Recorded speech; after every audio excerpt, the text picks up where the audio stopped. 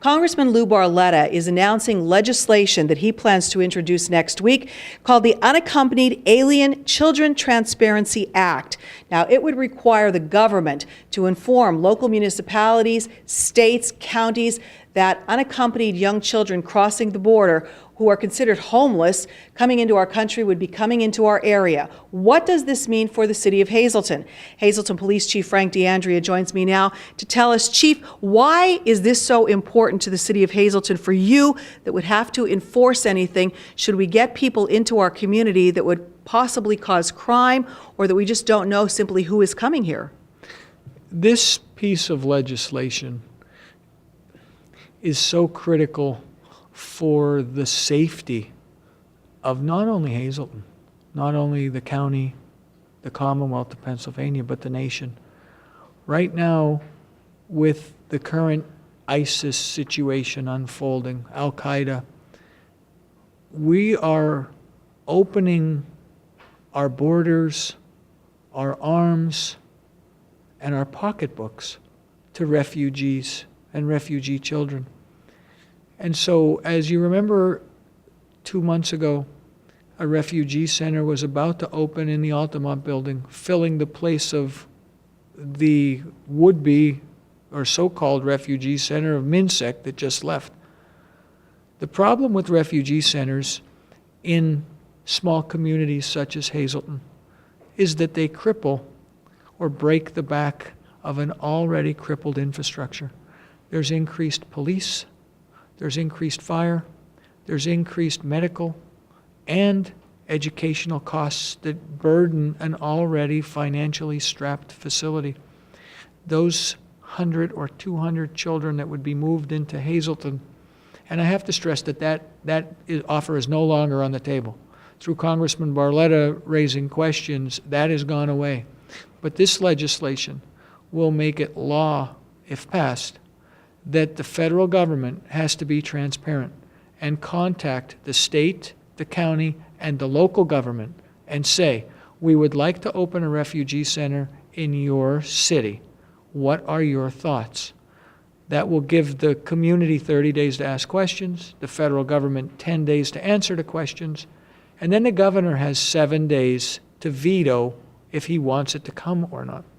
But fortunately for the municipalities, Congressman Barletta, recognizing what occurred with MnSEC in his own hometown, wrote one more thing into this legislation, and that is that even if the governor allows it, the municipality itself, through the county commissioners, has an additional period of time where the county has the final say. And so the county can say, this is not good for our little community.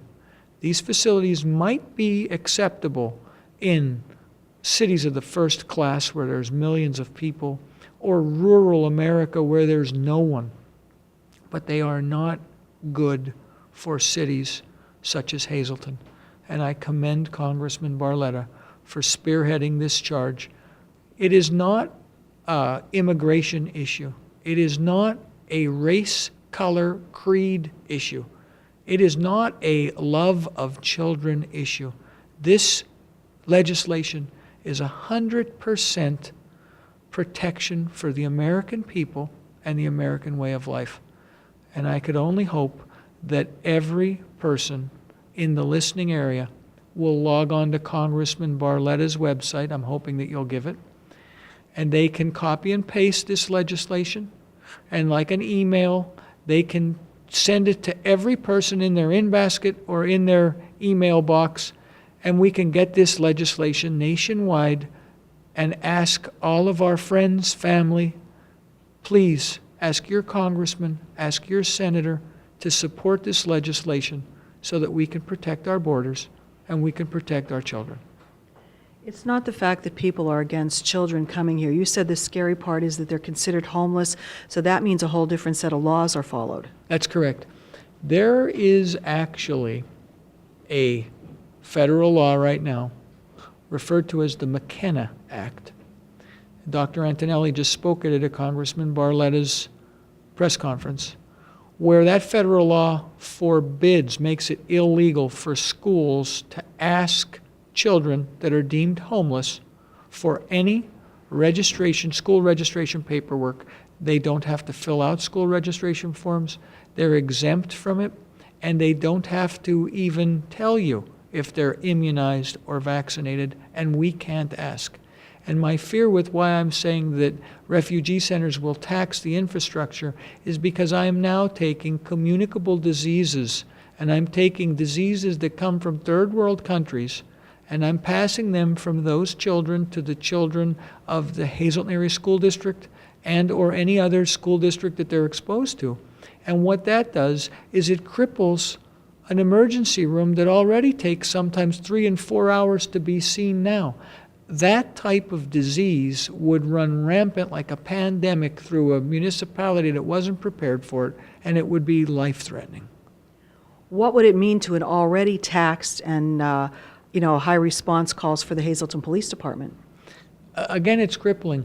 The fact is that the federal government, if you go on the Health and Human Services website and you look at their very polished question and answer page, they refer to the refugee centers as good, quiet neighbors.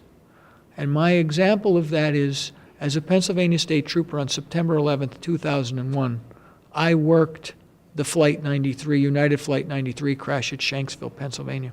I will never forget that day. We closed our airspace. We closed ingress and egress to cities. We closed our borders to secure the American way of life and to make our people safe. And now, with Health and Human Services referring to these refugees that have only been in the country for 6 months as good, quiet neighbors, I'm saying, forgive me, but that's not enough time to even make a legitimate, educated assessment. Muhammad Atta was also known as a good, quiet neighbor. That man lived in the United States for over a year, for 18 or 16 months.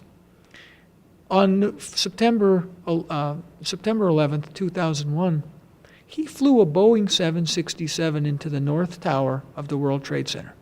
He was also known as a good, quiet neighbor. I take issue with that.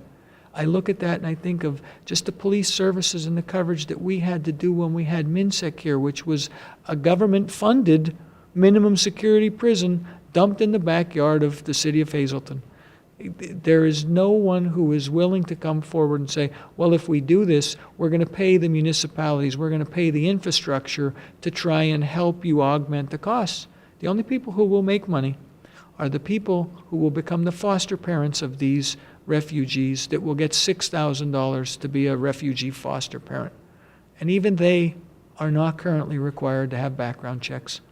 So are we not then actually, harboring human trafficking? We're taking children that we don't even know their ages and documentation of who they even are from countries we can't prove, and we're going to give them to people that we don't check a background for? What type of people could possibly want a child? They're not all honest. And I look at this and I think there are so many questions that are still unanswered by the federal government. And I worry about Health and Human Services. Their website says that they are going to spend $846 billion on refugee centers.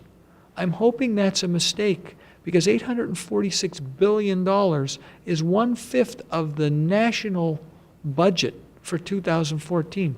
Where they just found $1 billion, $1 trillion is beyond me. But if that number is correct, we'll only spend $121 billion this year on education nationwide. And Health and Human Services on their website says it was costing the federal government too much money to maintain these refugees in 3 military installations. So they've decided to put them into the mainstream United States by dumping them into refugee centers in small towns and hamlets.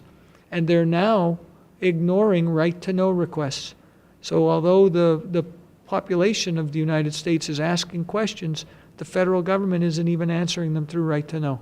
And so Congressman Barletta's legislation is going to be for transparency, which will demand answers, and it will give the municipalities the final say on if these centers shall be allowed or not. My hat is off. I totally commend Congressman Barletta. This is not an easy thing to be the person to champion.